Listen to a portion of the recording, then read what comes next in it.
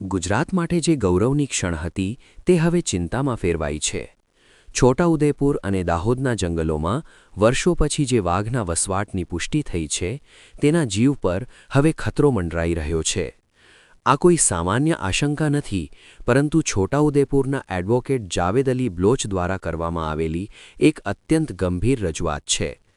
Advocate Javed Ali બ્લોચે જિલ્લા collector અને નાયબ વન સંરક્ષક એટલે કે ડીસીએફને લેખિતમાં અરજી કરીને સનસનીખેજ ખુલાસો કર્યો છે। વકીલે જણાવ્યું છે કે કેવડી અને રતનમહાલ અભયારણ્ય વચ્ચેના ટાઇગર કોરિડોરમાં રાત્રિના સમયે રેતી ભરેલા ડમ્પરો કોઈપણ રોકટોક વગર પૂરપાટ ઝડપે દોડી રહ્યા છે।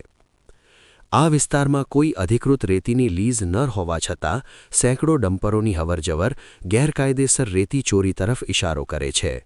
ડમ્પરોની તેજ હેડલાઇટ્સ અને બેફામ ગતિને કારણે રાષ્ટ્રીય પ્રાણી વાઘ કોઈપણ સમયે અડફટે આવી શકે છે, જે તેના માટે જીવલેણ સાબિત થશે।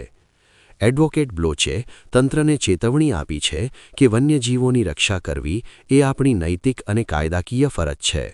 તેમણે માંગ કરી છે કે આ માર્ગ પર રાત્રિ પેટ્રોલિંગ સઘન કરવામાં આવે અને ગેરકાયદેસર દોડતા ડમ્પરો પર તાત્કાલિક પ્રતિબંધ મૂકી કડક કાર્યવાહી કરવામાં આવે।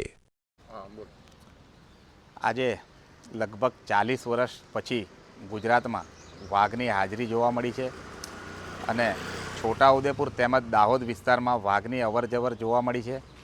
પરંતુ ખૂબ જ દુઃખની બાબત એ છે કે જ્યારે વાઘનો જે મેઇન કોરિડોર છે ફાંગિયા ફાટકથી કેવડી વચ્ચેનો ત્યાંથી પસાર થયો ત્યારે રાત્રે 25થી 30 ડમ્પરો બેફામ ગતિએ ત્યાંથી અવરજવર કરતા જોવા મળ્યા, જે ગેરકાયદેસર રેતીના ધંધામાં સપડાયેલા છે અને ત્યાં 25થી 30 ડમ્પરો ઊભા પણ જોવા મળ્યા, જે ખરેખર વાઘનો જે મેઇન કોરિડોર છે તે જ વિસ્તારમાં છે।